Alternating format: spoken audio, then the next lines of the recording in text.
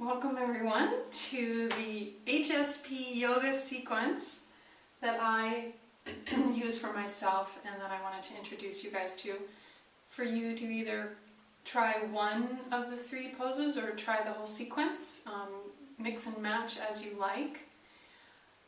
The thing that I love about each of these poses is you can do them by themselves for just 2 minutes and they will make a huge difference in helping you let go of an overwhelming day or circumstance.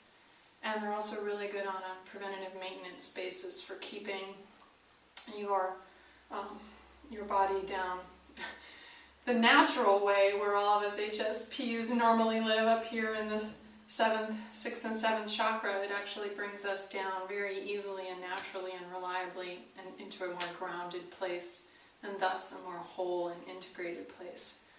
So what I'm going to do is, this is the intro, and then I'm going to do 3 approximately 5-minute videos for each of the poses in the sequence, just to keep the videos uploadable, easily uploadable. So the things that you'll need, I have some props here, and I'll show you what I've got, and then you can find some, if you have something similar, or you can find substitutes for it. Excuse me. Still getting over my little cold. So the first thing that I like is a blanket underneath, just to protect from the cold that comes up from the floor, which may not be an issue in your house. And it also feels nice underneath my little sponginess underneath my shins and my ankles.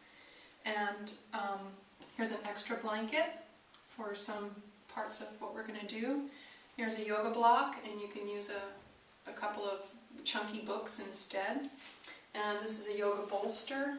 This is made by Hugger Mugger, which I think is huggermugger.com. What's nice about this is it's a really dense, thick foam. It's not very compressible, and it's a nice narrow size. It looks like it's about 12 inches or so, which is the perfect size for doing the second pose in the sequence. And if you don't have a bolster, you don't want to invest in one, because I think they're like $40, you can use 2 blankets. And the thing to do with those blankets is to fold them in such a way that you've got a 12-inch span width, so that you can stack 2 blankets together for that second pose. So you can have some height there that would mimic the height of the bolster. So that's that. The other thing that you'll want is 2 tennis balls, and you can get these at your local tennis club. They collect all the expired ones, and you can get them for free, or you can just pick up a can at the sporting goods store. Put them in a sock that's got no mate, twist the sock, and then double it back on itself. And that'll keep it a nice little package. This is a tool that I use left and right in lots of different ways, and I'll show you. I'll actually make another video where I show you another trick that I have for these. I travel with these. I have one in my living room, one in my bedroom, and one in my suitcase, and one down here in my studio. So it's like things not to travel without for an HSP. That's in my book. So I think that's it. Oh, and the other thing you may want is either a yoga strap or a belt.